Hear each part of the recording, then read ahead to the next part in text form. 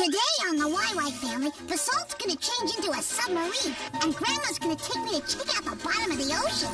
Later, Mom and I are gonna see some really neat snakes and find out why they shed their skins. Then my dad converts his workshop into a movie stage, and we see how electricity gets into a light bulb. Psycho and Grandpa Maddox take me and my teddy bear into outer space so we can find out why there's night and day.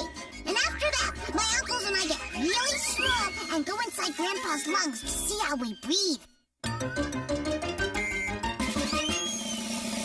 Come along with me and meet the smartest family in all the town. The YY family. Mom can make it plain to see that what goes up eventually comes down. The YY family. Come and meet the YY family. We got a lot of real know-how. Grandpa knows a lot of farming. Ask him and he'll show you now. Why do airplanes fly? When I land, I'll tell you why. Meanwhile, there's a dragon making some kind of a potion in a vat. The YY family. And Grandma's no stranger. She can teach you all the dangers found in that. The YY family. Next is unforgettable Marvel Why. I know a copy kind of guy. Maybe we can show you the answer now. If you want to take a look inside. Everybody's in a lather. Rushing, wondering what's the matter. Every person here's a crime. Rushes to the baby side. What's the deal? What could it be? Just on the YY family. Have you ever wondered why the salty ocean's lightning thunder? What the earth is like down under? Why there's wind and snow and rain? Let Eartha and Basalt explain. I've caught something! I've caught something! Oh, it's going to do. Breakfast at last. You look tired, Uncle Scopo. Well, so much for breakfast. Micro, what's wrong with you? The bottom of the ocean doesn't need your garbage. Sorry. Grandma, what's the bottom of the ocean like? Well, I'm ready. Then let's go explore the ocean floor.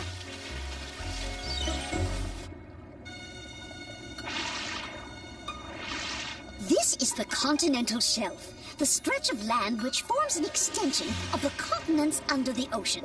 It slopes down gently from the beach to a depth of about 600 feet. Whoa, it looks kind of muddy. So it does. Seabeds are covered in sand, sludge, and pebbles.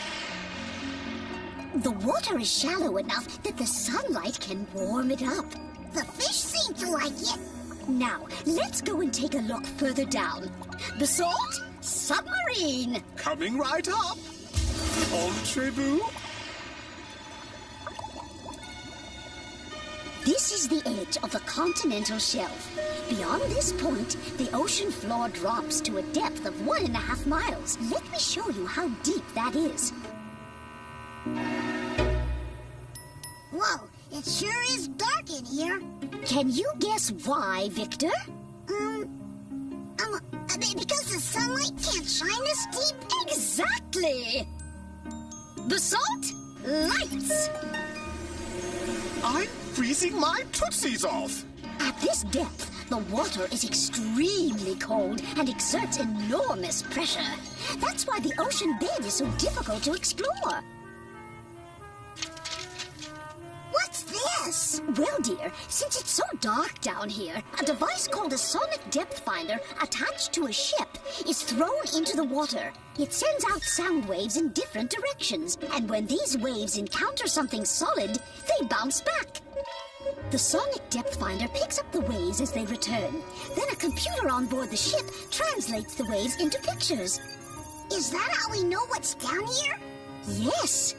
At the bottom of the sea, there's the Great Abyssal Plain, huge mountain chains, and even undersea volcanoes. No, I've had enough. It's dark and scary and cold and wet down here. Grandma, what's this hole? It's called an abyss. There are several of them at the bottom of the ocean. It looks deep. If we could put the world's highest mountain in the ocean's deepest abyss, there would still be almost 2 miles of water in between the top of the mountain and the surface of the water. All right, Basalt, let's get you warmed up. Well, Basalt, are you warm and dry yet? This isn't quite what I had in mind.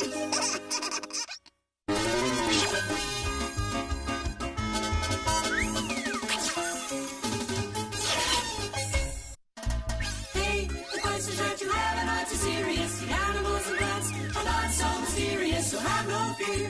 Everything will be made clear. Vanilla, Quick, and Quack are here.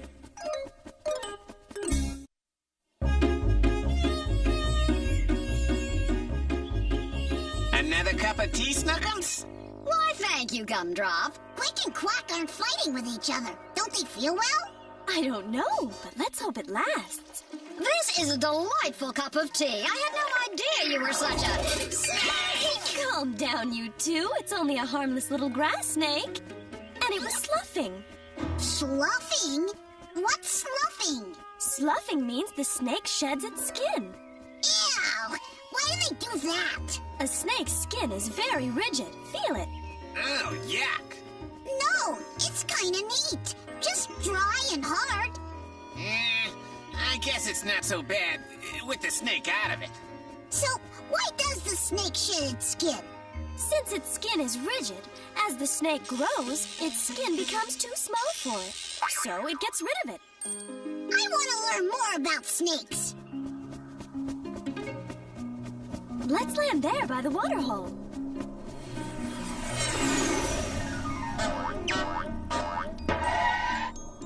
Now stay with me, Victor. Don't touch any snakes unless I say it's all right. Some of them are poisonous. Ah! Giant mutant snakes!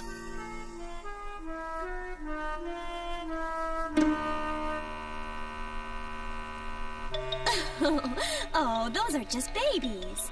Come on, Victor, these won't hurt you. Hey, look! One of them has already lost its skin. Baby snakes slough immediately after they hatch, and as much as 8 times before they're 1 year old. Oh, its skin is real dry.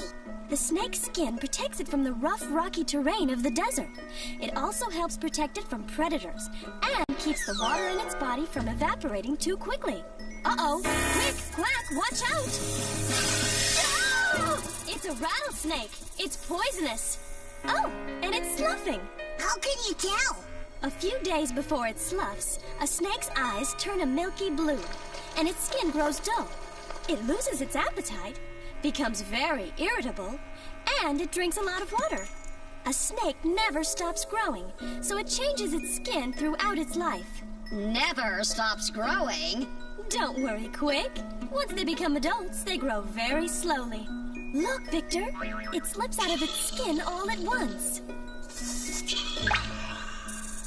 And each time a rattlesnake sloughs, it also grows another ring on its tail. Do any other animals slough? Well, lizards shed their skin, but unlike snakes, they do it in bits and pieces, and it takes them several days. In fact, we lose the top layer of our skin in little tiny particles. And now let's head for home.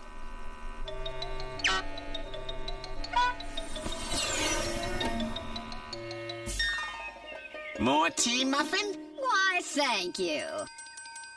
Would you like anything else? I'd like a nice snake! Hey, look, Mom! I'm sloughing!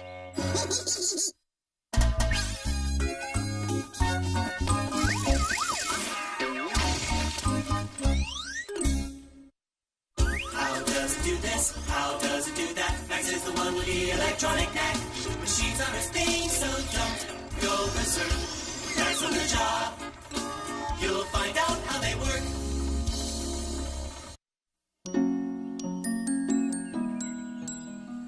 Now in this next scene, as you're coming down the stairs, you hear a weird noise.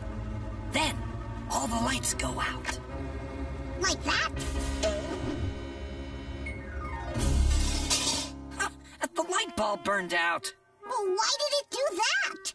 Well, to answer that, we first have to understand how a light bulb works. Come on. If you want light from a light bulb, you first need electricity. But we'll be able to see its parts better if it's not lit.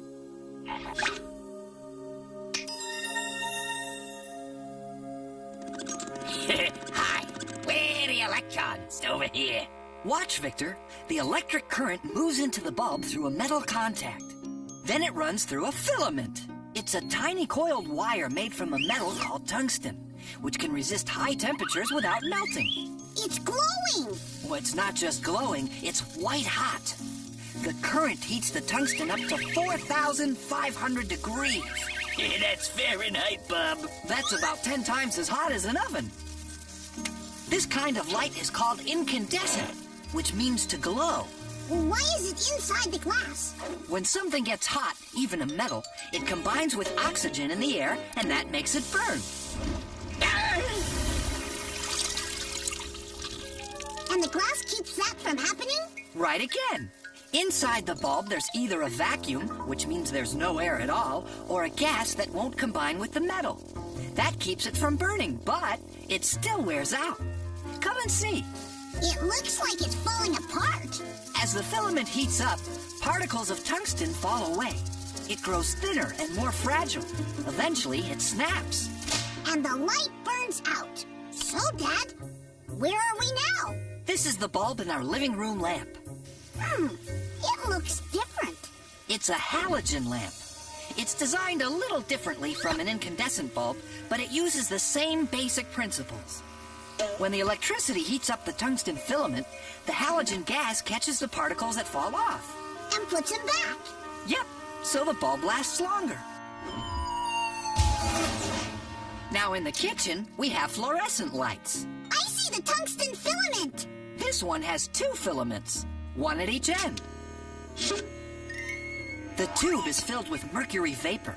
When the filaments glow, they give off electrons, which hit the atoms of mercury. The mercury reacts by giving off ultraviolet light, which our eyes can't see.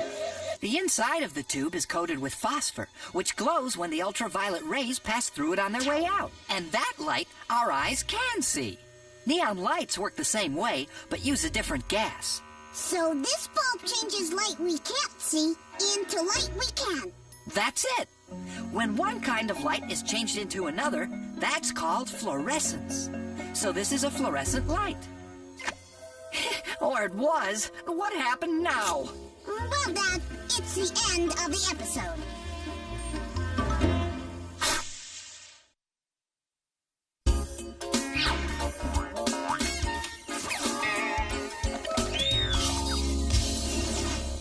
Who has all the answers about the sun and moon and stars? That would be Zygo and Magic. Who can tell us all about the atmosphere and Mars? That would be Zygo and Magic. Pick a spot in outer space, they've been all around the place. Zygo and Magic, here they come.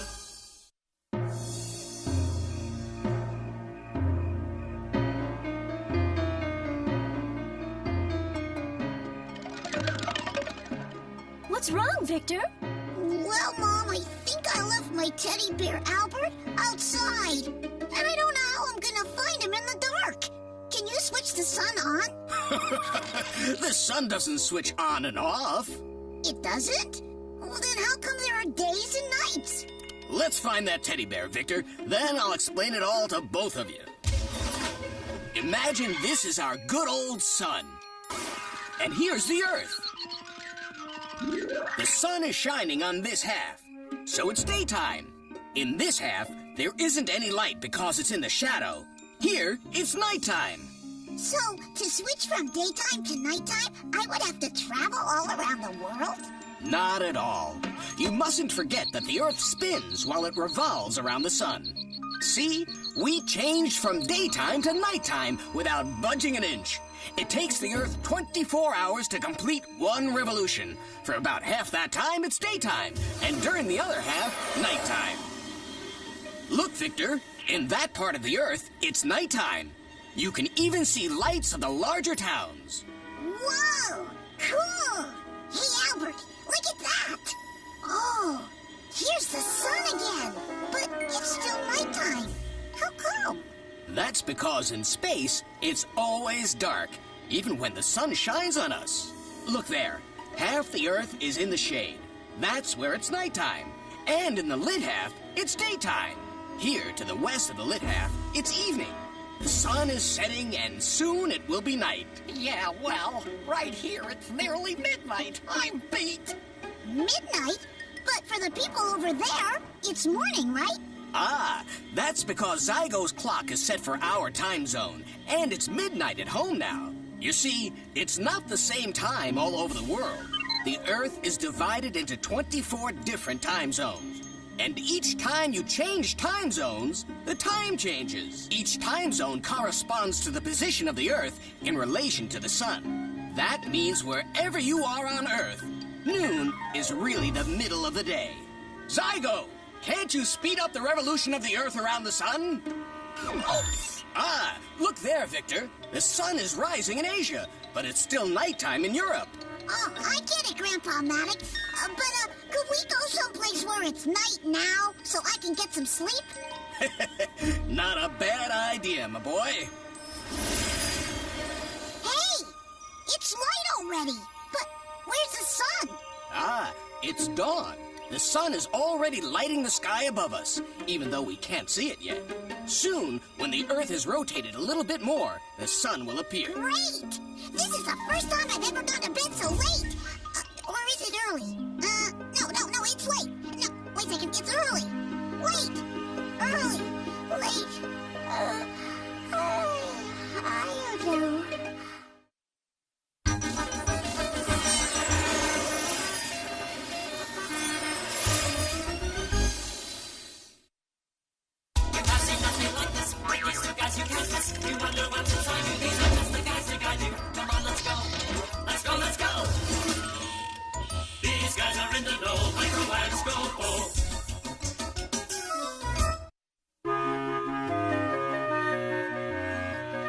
What are you doing, Uncle Micro? Yoga, Victor. It's a relaxation technique. The key to inner peace. Uncle Scopo sure looks peaceful. That's my new hat! Uncle Micro, what's happened to your inner peace? Nothing, Victor. I control my breathing and remain perfectly calm. Uncle Micro, how do we breathe? An excellent question. Let's go find out. Where are we? We're in Grandpa Maddox's lungs.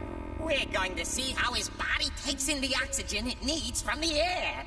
These are the bronchial tubes. When Grandpa breathes in, the air comes down his windpipe and flows in through the bronchial tubes to fill the lungs. And now, follow me!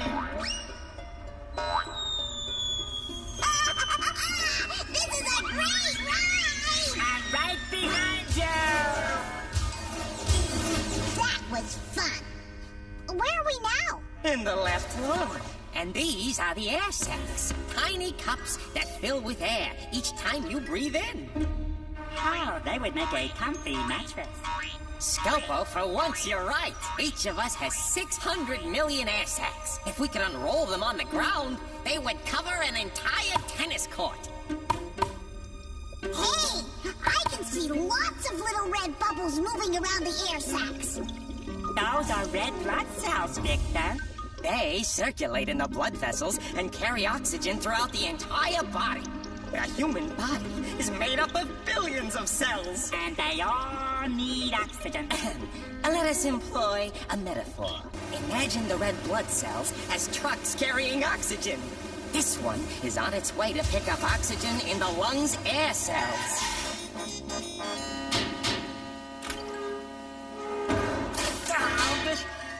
How come Micro always gets to ride in the front? Hey, wait for me! Here we are. Where? The heart, Victor. The blood cells carry oxygen to the heart, which pumps the blood throughout the body.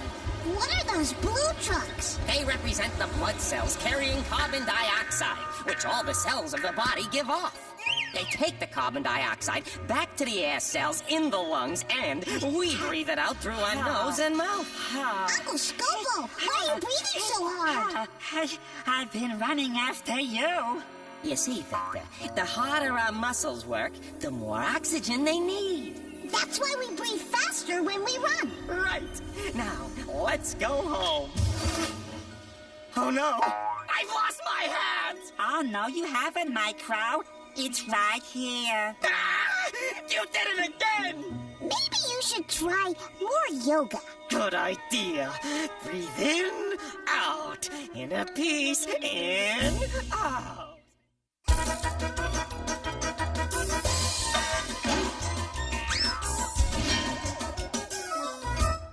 Well, Victor, what'd you learn today? Oh, tons of neat stuff. I learned that in the very deep ocean, the water pressure makes it very hard to explore. I learned that snakes never stop growing and that they shed their skins throughout their lifespan. I also learned about different kinds of light bulbs and that fluorescent light is when one kind of light is changed into another. I learned that the Earth is divided into 24 different time zones. And I learned that inside my lungs, there are air cells, which are like tiny little cups that fill with air when I breathe. Each of us has 600 million air cells. Why, if we could unroll them on the ground, they would cover an entire tennis court. Sounds like a pretty big day. It was, but I still have plenty of questions left for next time.